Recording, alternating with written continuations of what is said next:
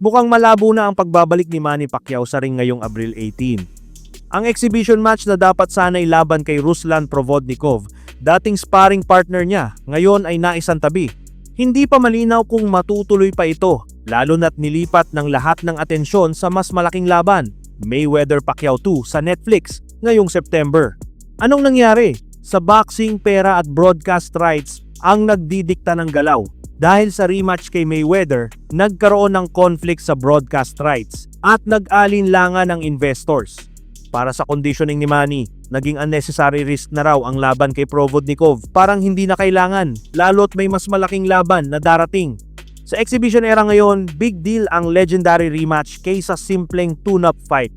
Sa ngayon, nakatunga nga ang fans, magiging tuluyan na bang kanselado ang April fight ni Manny? O baka may milagro pang mangyari at makahanap ng paraan ang promoters para matuloy?